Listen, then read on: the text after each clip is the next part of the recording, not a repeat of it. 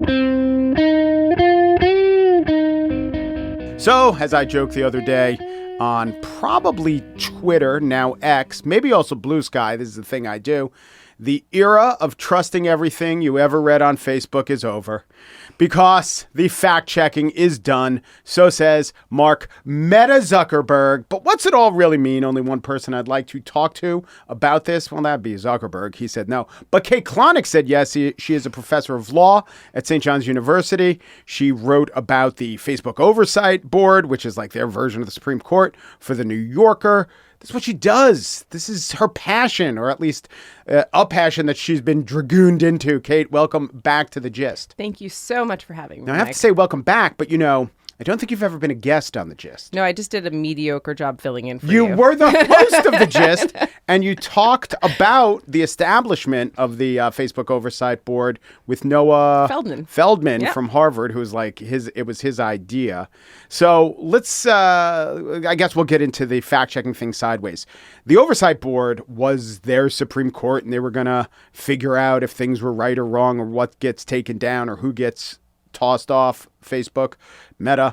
Is that still going on? Is the Oversight Board still in place? Oh, yeah. The Oversight Board is still in place. It still has the $300 million grant that Facebook gave it in 2020. And it has been going strong. It has a remit of 6 years or 2 3-year terms for the board members. And so we are coming up. It is, if you can do math, that means that we are like basically 1 year from finding out if they will get refunded and everything else. And who is going to refund them, whether it will just be Facebook, whether they're going to open up their processes to other platforms, we will see. But that is definitely something that is still out there. Now, they are arbiters of who gets to participate in Facebook. They are not arbiters of fact. They are not arbiters of statements. No, and they're not arbiters of who gets to participate in Facebook either. They're kind of basically... what they do is essentially if you have a piece of content that's removed or you think shouldn't be removed from Facebook, or you think shouldn't, or you think that Facebook should remove, you can appeal Facebook's decision ultimately to the Oversight Board. And they take a handful of cases. I mean, that sounds kind of like, okay, there's tens of millions of billions of things that get posted on Facebook all the time. How do they choose? Well, actually, like according to their rules, you can kind of challenge the substance of the rules and whether they're internally consistent, and you can like kind of whether they've been enforced correctly against you. The Oversight Board more or less handles that, and it is a signaling mechanism. It has really been what it has grown into for stakeholder groups around the world to kind of voice concerns over, hey, like we really actually think that there should be a rule around Armenian genocide, or there should be a rule, or a rule around Holocaust denial. We really want Mark Zuckerberg to change his stance on Holocaust denial on the platform, or nipples, or like what have you. And so that those two go hand in hand. Right, yes. Exactly. And so the substantive rules, so to speak, and the internal consistency and the procedures around the rules are what the Oversight Board has been in charge of kind of looking at. So that's still what they're doing now. And as far as we know, nothing has changed with them in relation to the last 72 hours since Zuckerberg's announcement. So I'll get into the facts checking in a second, but I do want to ask, has the Oversight Board worked? And work doesn't mean everyone's always happy with their decisions. There's going to be the pro-nipple people and the anti-nipple people, right? Same with the Holocaust, but I wanted to touch on something really, really controversial, which is the nipples. Has it worked according to what Facebook wanted out of it? Are they giving Facebook what Facebook wants or said it wanted? I mean... Okay, so that's a slightly complicated question, because you could ask at what level, what Facebook wanted and kind of at what level of transparency. So outwardly, is this what they wanted? Did they want a third party to set up an independent third party board that was going to kind of give them guidance and clear some signal for them out of all of the noise of all of the complaints in the world, to kind of like, these are the things you should focus on, these are what you should change, these are what experts are saying, this is what people who care and weighed in and were thoughtful said before they change policy. policies. To that extent, I think that the Oversight Board has done a decent job. I think that they have gotten a lot of criticism of not taking enough cases, for a 6-year term, 300 million, 50 million a year. You think they could do more than like 70 cases a year, even less. Yes, but I also kind of get that there's actually less it's hard to find the cases, and it's hard for them to be surfaced correctly. And a lot of the times when there's an enforcement error, Facebook would simply kind of moot the case by being like, oh yeah, we accidentally took down that picture of nipples. Now that we look closer, it isn't in violation of our policy, and we're going to put it back up. And so there wouldn't be the chance to issue a decision on it, right? Because they would just they would kind of moot the case. That's how actually courts work. Though. I know it is how courts work. I know. So and the presence of a court might be compelling them to moot cases, which is good, I guess, if they're all being consistent with what the court rules. 100%. And so so has Facebook gotten what they wanted of it? I don't know. There was a lot of cynicism that I think was correctly placed at the time that the Oversight Board created a scapegoat for Facebook, essentially, to say every time people were unhappy with a content moderation decision that happened on Facebook, to say, oh, it was the Oversight Board's fault, for example. That also might be what Facebook wanted. Yes, exactly. And I think that that's completely accurate. And I don't think it kind of worked out that way. I think that there has... so in that sense, I think it's provided much less of a scapegoat than I think that, it has done a good job if you apply this kind of convoluted notion of this internal governance and how they were kind of starting to build a stakeholder and kind of taking in outside perspectives and how they build their internal policy about what speech stays up and what speech stays down. But it's not clear to me anymore that is something that Facebook wants to really be concerned with, and whether or not they care so much about putting those policies in place. I think that we're we'll get to this in a second, but I think that we're kind of at a turning point that has been building for quite a while, in which we are moving away from kind of what I would say has been I call it the golden era of kind of trust and safety and content moderation on these platforms, to kind of a period in which I think that we're never going to get back to the high water mark in terms of investment from the companies and how they did a lot of their content moderation and good governance, or trying to quote unquote do the right thing online. I think that they're going to take a much more hands-off approach for the foreseeable future. So when I go on Facebook, which isn't a lot, it's become somewhat unuseful to me. Same with Instagram. I just don't see a lot of fact checking in evidence. I see it more when I go on X or Twitter. I see those community notes. But is it going on a lot behind the scenes, this fact checking that Mark Zuckerberg eliminated? Was it informing things that I didn't even see behind the curtain? It's not particularly clear that this was really that robust a program to begin with. And I think this is a huge point. There's a couple of real, really kind of dishonest, not just dishonest, just inaccurate and and passing the buck types of moments from his announcement on Tuesday. And I think one of the big ones was we're getting rid of this fact checking program. Well, the reality of the situation was this fact checking program was not super robust. I think that I was hearing there were 17 fact checks a day or something like that, maybe even less. And it just was not a huge part of actually their content moderation process or their governance. And if something was judged not factual, would it be taken down? It's not even clear. Or would a label be attached to it? I didn't ever see labels. I wasn't on Facebook that often. I'm talking to people at the Oversight We're Board. operating in the fact world. I know, but we are operating in the fact world. And so this was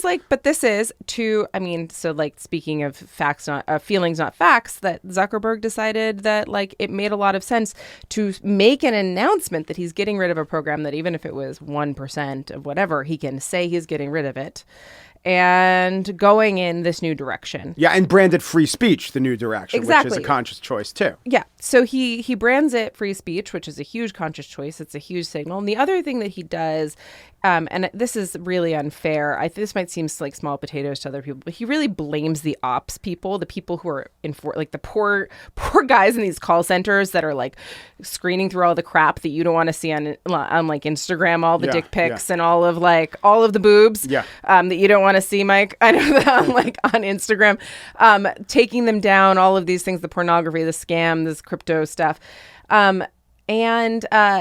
and he's like, yeah, they were not like our content moderators were just unable in California. We're like unable to like basically enforce neutrally our rules. And so we're moving our operations for trust and safety to Texas.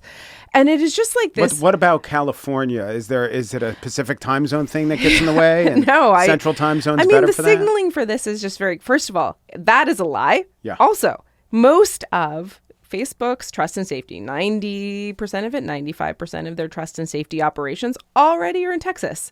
They already are run out of Austin, Texas, which, by the way, is about as blue as Berkeley. Yep. And so there is just really this, that is just like kind of like, it's just misleading that this is like a huge move that they're doing.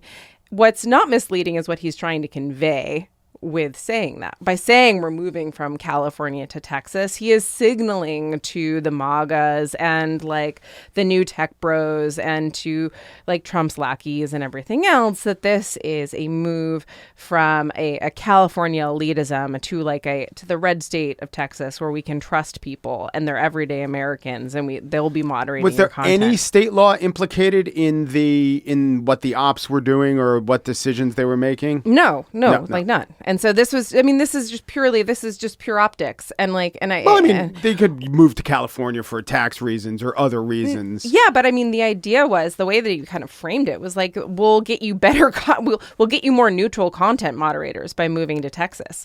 Never mind the fact that they're already in Texas, and never mind the fact that it's really not the content moderator's fault that like anything is being taken down. So this, just, you see what I'm saying? So he's kind of like, he's trying to blame the people who are enforcing the policy. Also, they were his employees, right? This wasn't contracted to someone else. And there are all flavors of fact checking. Sometimes the Washington Post fact check will rate something 4 Pinocchios, and the Poynter Institute will say it's only their version of 2 not yet pants on fire. So he could have, if he wanted to, tweak the system, hire different fact checkers, even have some sort of fact checking apparatus where, you have a dictate of, you either have to default more to saying that this needs context fact checks, or maybe he could go in, and not him, he's too busy, but someone 3 layers underneath could go in and say, this thing you call not a fact is a fact. And, fact checkers can be good or bad at their jobs. He could try to get them to be better at their jobs. No, so like this is the other thing, is that this is not just about getting better at jobs or getting better at anything else. This is about following, it's a business. And so this is about the bottom line. Fact checking, human content moderation review, anything, all of these systems that have been put in place for the last 8 years that have been built out to do content moderation are huge cost centers. Huge cost centers. They are difficult to ensure data moves like reliably between them. It is hard to train and keep employees that do a good job. The systems are difficult. The work is bad, is shitty. And no matter how much you do, people hate you, right? Like no matter, I mean, there's a joke in trust and safety that it's like, doesn't the T and the S stands for like tears and sadness. Mm-hmm. Like basically everyone's always like screaming at you, no matter what you do. And if everyone is mad at you, then you're actually doing a good job. If someone is mad at you on the right and the left, then you've like hit it entirely. And that's a position Facebook doesn't want to be in anymore. And they're never going to win a trust and safety or a content moderation decision. The minute it's a content moderation issue, they've already lost, because they're investing money into trying to resolve it, and no one's going to be happy. And also socially, Mark Zuckerberg, like everyone else on the planet, is a social creature, and he's just been pilloried by the people who advocated putting in more robust trust and safety measures. And it seems to me like he's a guy who could buy anything, but you can't buy people's respect or goodwill. And he found that this was not a good use of his resources, trying to, get in get in good stead with the left. Yeah. We're all like goldfish in a bowl, I think, basically, like kind of like going around. It's easy to forget how many news cycles of Mark Zuckerberg there have been. But I will bring you back to 2018 and 2016 and following the the Trump election, that he was really upset because the thing that came out of 2016 was that mis and disinformation had stolen the election and that it was the social media's fault. And he went on a listening tour. Do you remember his listening tour of everywhere and like his going around and doing things? He brought in for private dinner parties, academic experts from all over the world to like listen to and try to figure out how to better his systems. He really seemed to actually care. And like, so it was sincere, you think? I think it was sincere in as sincere as one can be. I think that he felt like they had contributed to something and he wanted to do a better job. And I think that the oversight board and the investment in the oversight board was kind of like the last piece of that. And he announced that in 2018. And it kind of got launched in 2020. But by 2020, I would say there was what you didn't see. 2020, the election went well. Biden was elected. There was no election fraud. And you didn't see anyone praising social media, like what a great job social media did or Facebook did, and there's never any like people made the same jokes, right? The same cesspool, and people dumpster fire. Oh yeah, and then and I'm not going to like say, but like there has been the techlash came out just as people were just as angry about tech. The techlash was maybe even stronger despite all of these things, and I'm not saying that like Facebook couldn't have done more, or all of these platforms are great, or that like they haven't contributed to huge societal discontents, or all of these various types of things. But I will say that politically, the left had a moment where they could have courted Zuckerberg's love and attention and could have like kind of like maybe like also kind of worked and compromised with him in a productive way instead of just give him a compliment for doing a good thing. I mean, a little bit. And like, I think that like over the last 8 years, I think that he has seen both two things, both reputationally, like this has not mattered. No matter what he has done, it has not reputationally helped Facebook, or like numbers of users have not appreciably changed. The value of ads has not appreciably changed. Right. Advertisers aren't saying, "Oh, this is a safer environment," which is a huge buzzword. Right. Yeah. And like we thought that trust and safety was really closely linked to those things, and I still think that it is. And we talked about this pre-show, but like we can kind of get into that, whether like the X experiment of firing your whole trust and safety staff and just like kind of deciding to go at it like without anything. We don't know whether or not that like how much money X is in other words, if Zuckerberg's saying, well, it's working for Twitter, we don't know if it's working for Twitter. Mm-hmm. It's all a closed company. So this is one of the arguments. But this is one of the arguments for him doing this is like, well, we'll just kill this cost center. First of all, I'm not winning anyone. They're going to regulate me anyways. They're coming after me with these insane antitrust suits and all of this other stuff, none of which is costing me all this money. I don't have any friends in leftist politics. I don't have any. Then also, of course, he didn't for a long time have any friends on the right in politics. It's like the horseshoe theory of kind of like of tech law, which was like the left and the right bent around to hate tech for the same for like different reasons, but wanting the same type of like regulation against them. And so you had this kind of happen. But now, right, Elon Musk and like the tech billionaires and the Andreessens and everything, and Mark Andreessens and everything else have like kind of been courting the right. And like I'm pretty sure that Zuckerberg picked up a few friends yesterday, political friends. One of them probably Brendan Carr, who's like, in theory, has been one of the biggest, who's the chairman of the FCC, named incoming chair of the FCC. Yes, exactly. Yes. And was head of. He was part of the 2025 project and has said that he was going to kind of kill 230 and do all this stuff. And now Zuckerberg bent the knee. Yeah. And I mean, people have said that there was one person that Zuckerberg was speaking to and it was Trump. That was an audience of one. I'm like, oh no, this was not for Trump. I mean, Trump doesn't know shit about internet policy or really care. This was for the people in the administration that are big tech, anti-big tech enthusiasts who think that the sensorial complex is real. This is for them. Like this was to signal to all of the new incoming administration and cabinet members, you don't need to come after us. We're going to do it for you before you come after us. And you've got a friend in me type of thing. Were there major cataclysms in fact checking. Like, I know that one thing that's always pointed to is the Hunter Biden laptop story, which was suppressed for a few days on Facebook, and Zuckerberg regrets that.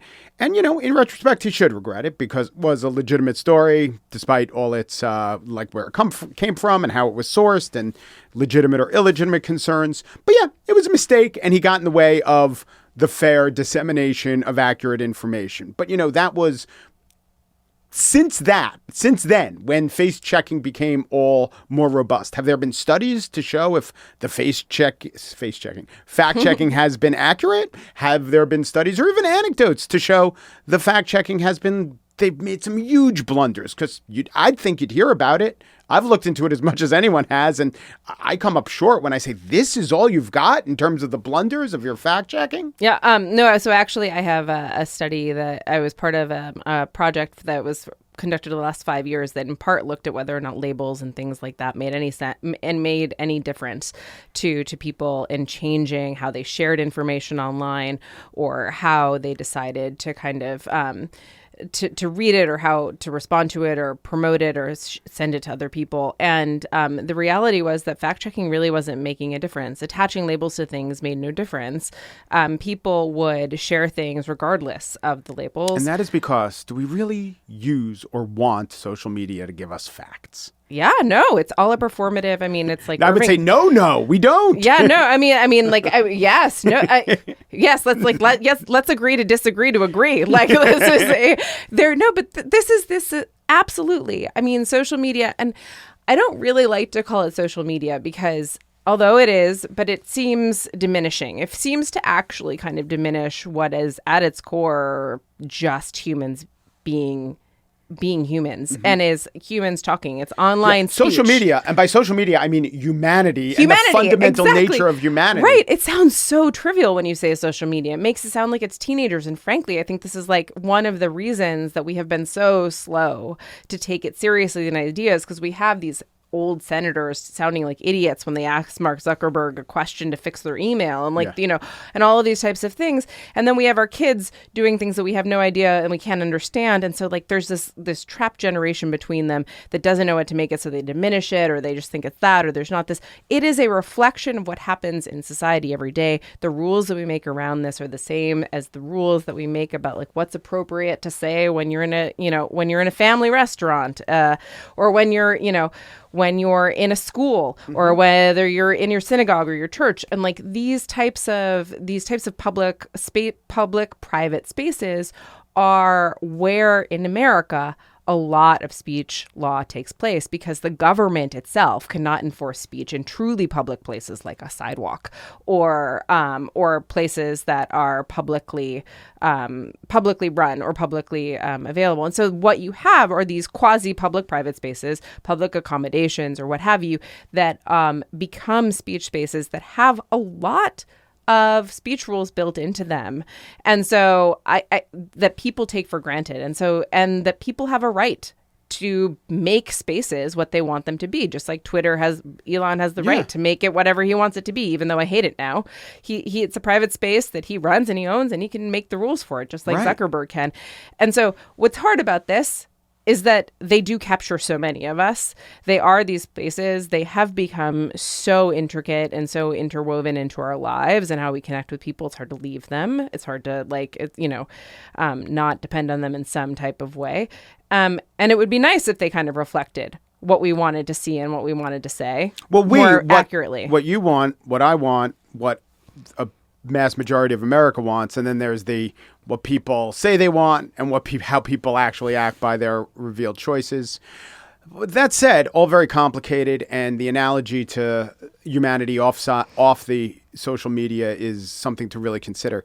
Do you think that, to take a couple examples, if there were a different set of rules, plausible rules, if there were Jack Dorsey rules on Twitter instead of Elon Musk rules, we might have fewer lone wolf terrorists. We might have less of a pickup of, I don't know, whatever vaccine denialism. Like, do you, or would it find a way to get through anyway? Yeah, I don't know. I mean, I will tell you what the experts say, which is that they think that and I tend to agree with them, that I think that online speech and online hate speech spills over into real world conduct, like very quickly.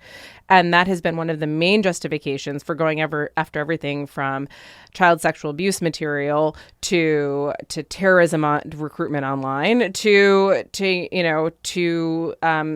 kind of hate speech, and the idea that you should curb hate speech against certain protected classes or certain types of vulnerable classes because it spills over into like hate speech against immigrants, or calling them slurs or calling them subhuman types of insults spills over into treating them as subhuman, beating them up in the streets, or doing things in real life that reflects those types of ideas. And I think that is everything that every kind of sociology and human experiment and all of the experts have said for years, that hate speech leads to this type of conduct. So what is but we think about the First Amendment in the world and walking around and people are upset with immigrants or an immigrant who set someone on fire, or the fact that there's so much immigration and shelters are overrun and someone says something that's a slur, right? In life, if they said it on a street corner, there are some instances where maybe it was directed at a person, it would be illegal. I think we know as Americans we couldn't illegalize that. To try to impose that on a social media platform is a little different from real life and certainly has costs. I mean, hate speech, how do you define hate speech? These are all issues that are so hard. I have some sympathy with Zuckerberg for saying, I'm not even going to try. Yeah, I mean, I will say that this is something that I think that you heard Joel Kaplan say on Fox and Friends, and I think he's the Facebook or Meta exec, exactly, who is the hardline kind of Republican that has really kind of been tapped as increased in his power at Facebook over the last few years. And one of the things he said when he went on Fox and Friends was like they weren't going to have a role in this, that it wasn't fair that people were saying things in Congress, on the floor of Congress, that they couldn't post on Facebook's website, for example. And I think that this is like a very interesting but somewhat intellectually dishonest kind of argument, because there are certain things that a person with the Marjorie Taylor Greene with her real face and name can say on the floor of Congress under the rules of Congress to say whatever you want and slur and whatever types of like speech that you want to say, and those things being used in anonymous settings with people in back rooms, in groups and on chats, kind of fomenting violence or negative thought about people on group chats and news feeds and everything else. The problem, though, is that when you are doing this at scale, it is very hard to decide that you're going to not report that, like Marjorie Taylor Greene, for example, in the news decided to have a slur against migrants. How do you decide? And then people decide, arguing over whether or not you can use a slur or should use a slur, whether that's a reflection of the debate on immigration at large, or whether that is a directed attack at an immigrant generally, have you. Yeah. These are really hard, fuzzy lines. Yeah, you're completely correct that Zuckerberg says, screw this. Yeah. Like, this is, I'm going to walk away from this. But also with Marjorie Taylor Greene, floor of Congress, the body itself can and has censured her and can take away her speaking rights at certain points. So there are mechanisms to even do that within the body themselves. And then you have a situation where anyone could say we should allow any speech because in some other form of public life, that speech is allowed. And why can't we say it on Facebook if she says it on the floor of Congress? Okay, I understand. Why can't we say it on the floor of Congress if I'm saying it while campaigning? Oh, I guess if you got voted into office by saying those things, then while you're in office, do we tell you can't say it? Why can't I say it while campaigning in public when I say it in private rooms? And it's always like, as long as there's any place you can say it, then by definition or by this logic, there should be every other place you should say it. Let's also point out the fact that we're at the 4-year mark of Trump being deplatformed. Yeah, right. And it didn't work at all. I mean, I don't know any instances where deplatforming really works. Yeah, I mean, this was I think that like actually one could argue that it had a counter effect. It had an amplifying impact. Fruit. Yeah. Exactly, not just forbidden fruit about what he was saying, but like really encouraged sympathy for for him. Yeah, gave him a lot. Yeah. Made him a martyr. I'm oppressed. Right. They don't want you to they don't want you to hear this is very highly motivational in terms of people wanting to hear something. I mean, nothing made it seem more like big tech was out to get the right than them actually silencing their president. Yeah. And like, I mean, that was, I think that's hard to, the martyr aspect of things is actually like, I think something that is hugely damaging. On the other hand, the reason that he was taken down is the same type of literature and things that I've told you about, which is that like when you have someone as high profile as Donald Trump saying certain types of things to his followers and those being amplified, people take it as direction. It is like very much the will someone rid me of this burdensome priest like type of moment, and like that was the fear, was that this would have kind of constant so like what do we do except take away his microphone? There are just no good answers to these problems. These are not problems that have like clear solutions or in which you're ever going to make everyone or either anyone happy. Where the good guys do X or Twitter or Blue Sky. But like, and I think that like one of the things that has frustrated me so greatly over the years is the lack, and I've been covering this stuff since 2015, 2014, from like a PhD, and now I'm like been doing it as a professor and years of research and being close to these companies and governments. And I would have to say that like this is we have made such little progress in terms of people recognizing the nuance of these problems, and that online speech is not really an other. It is an other in scale and size and kind of how operationally we can address a problem as we discern it to be a problem. But it is not, it is so often a reflection that we are finally seeing of problems in humanity that we did not see before, because we just didn't have anyone showing us all of the time, every type of, we didn't have citizen journalists. We didn't have people capturing either the kitten underneath the like that they found abandoned and like on vacation underneath the car. And they didn't have like, the wildfire destroying someone's house in LA, like live on video, like both of those things happening simultaneously. They make everything much more real and urgent to people. And so there has just been this kind of constant need to react and need to do something. And it is a very normal cognitive reaction from people, but it has been like a frustrating one to deal with, because often a lot of the things that we do, like deplatforming people, have long tails in terms of their downstream effects on people. I want to ask you one or two more things. One is, you pointed out, and you did a post on Blue Sky where you redlined Zuckerberg's comment, and you pointed out that getting away from a definition of hate speech for certain groups meant what? Yeah, so I redlined what the old policy was for hate speech and removal of hate speech, and what was and was not allowed on Facebook, and what they changed it to is not hateful speech policy, but a hateful conduct policy is their new terminology.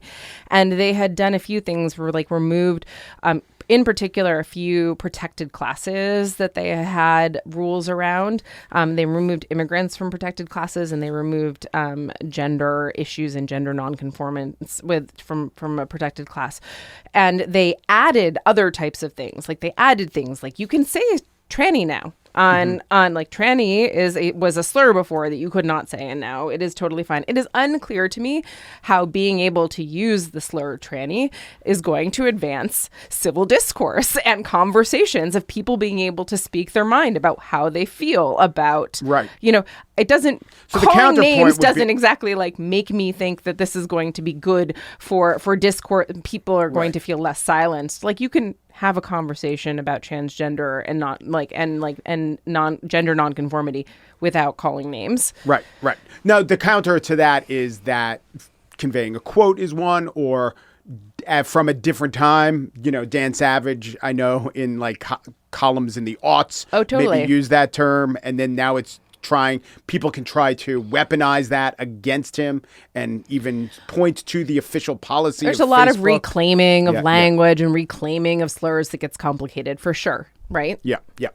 And so, but like they didn't reclaim the N-word. They didn't reclaim a lot, there's like a whole bunch of things that are still remain slurs on like on Facebook. Right. And so this seemed I mean, yeah, right. Once they say there are still a bunch of words you can't say, but tranny's not that. They're saying tranny's not that bad. No, yeah, that's exactly. I mean, that's exactly what they're saying, and they're saying it. Why? Because if you have a category that is that bad and tranny's not in it, because this is an issue. This is a pet issue of the right now, and so this is this is a signal that we're moving backwards on LGBTQ rights. We're moving backwards on transgender kind of things. We're not going to go quite so far to the left on this. We're going to allow you to say all of your nasty slur words about those types of people and migrants, by the way.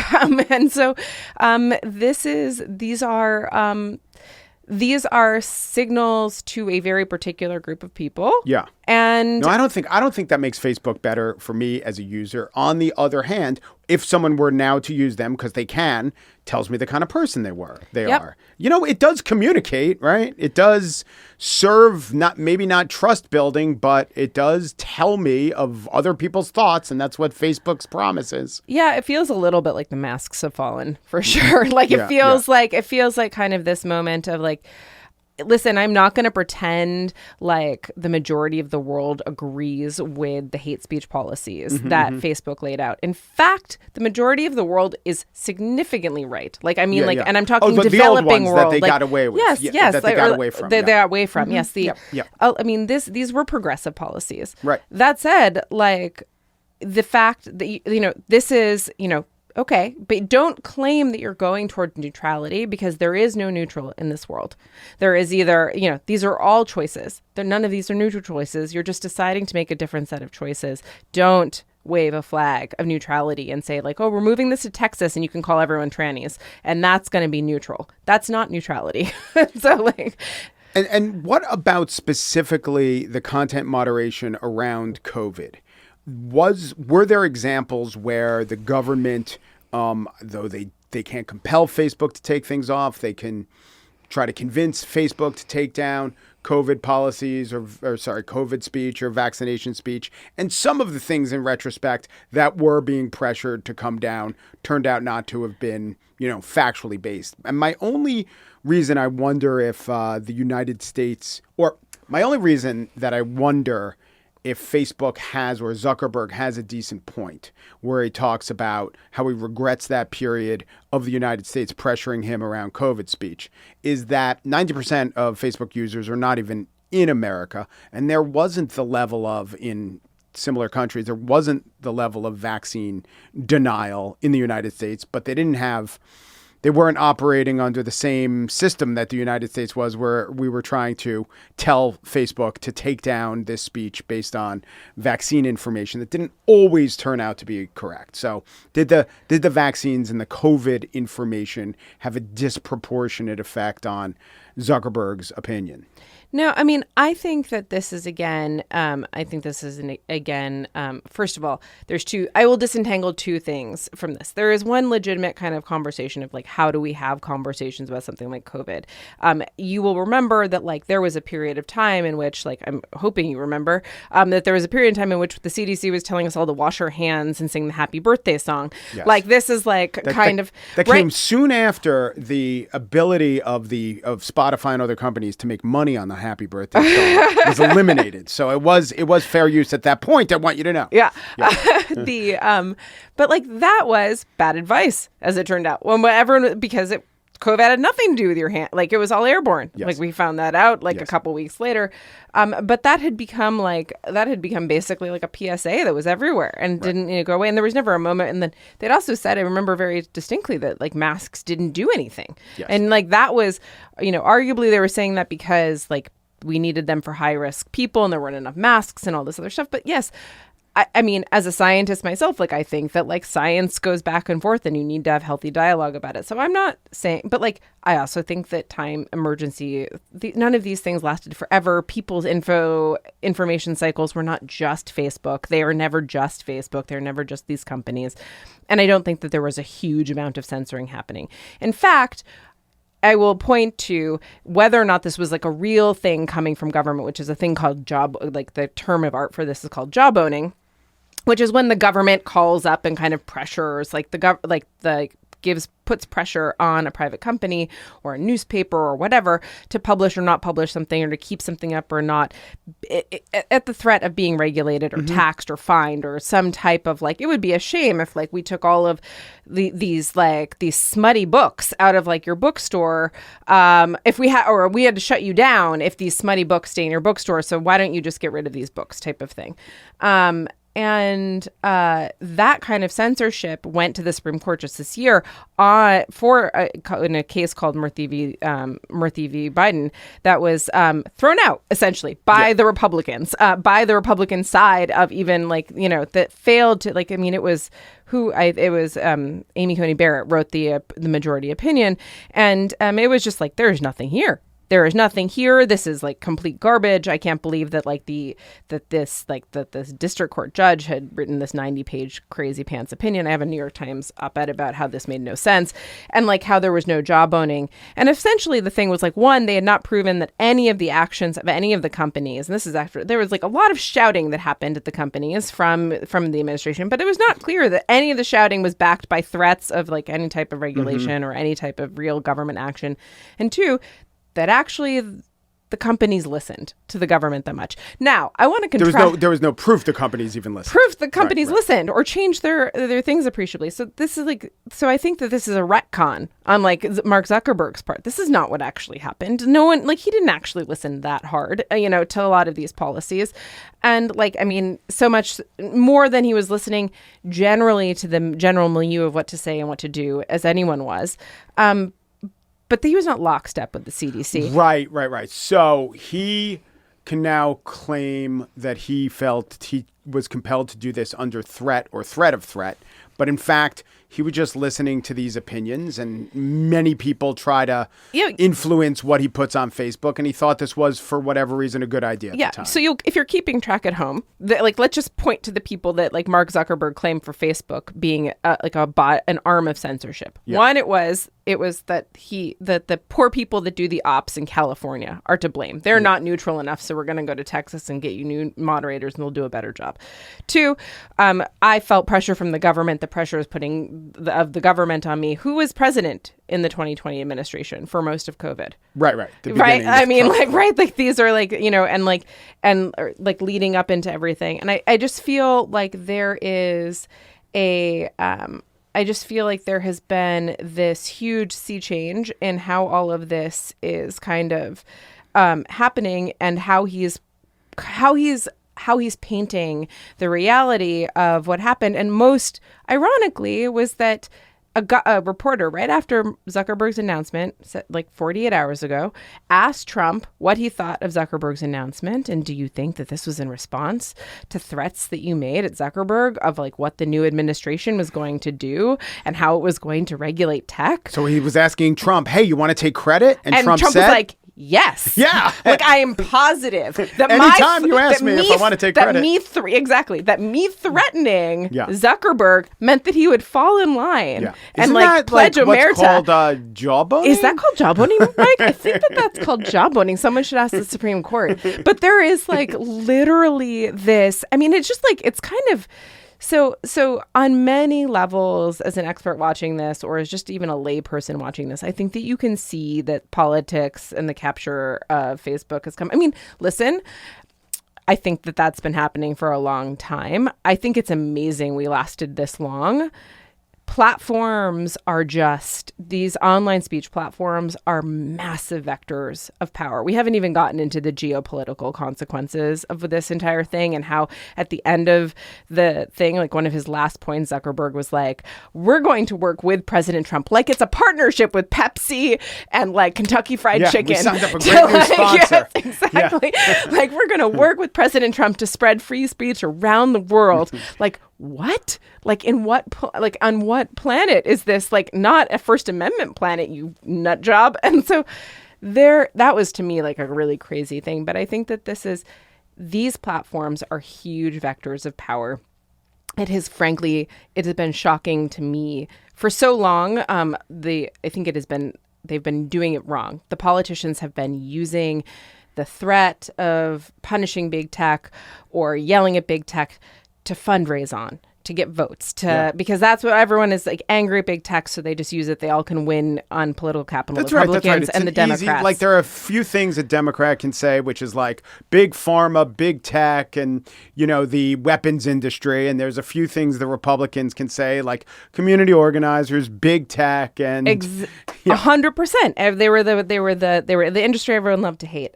And now they've actually kind of gotten their shit together, frankly. And like now we are seeing like the technocrats and the billionaires like kind of be like, wow, well, we can have a lot of influence over our manufacturing in China and the chip market and all of this other stuff if we partner with the U.S. government. And we can stop this weird levels of like threats of domestic regulation if we play our cards right. And like essentially like these huge billions and billions of dollar corporations that control the messaging to like and the information ecosystems to most of the U.S. and the world are now kind of like working hand in hand with government. I mean, it is the worst of, this is like what we like, this is always was my nightmare. I just never thought it would be quite so brazen. Do you think the pendulum will swing back? If things got better and no one acted like it got better, and Zuckerberg got no credit for it being better, and everyone made the dumpster fire jokes. Once things get worse, I'm sure all the dumpster fire jokes will be there. Will there be any impetus to make it more regulated again? I think it'll get worse first. I think we're going to watch a showdown between Europe and the tech platforms. And we're going to see Trump back the tech platforms against Europe. And I don't know whether that's going to involve threatening to leave NATO.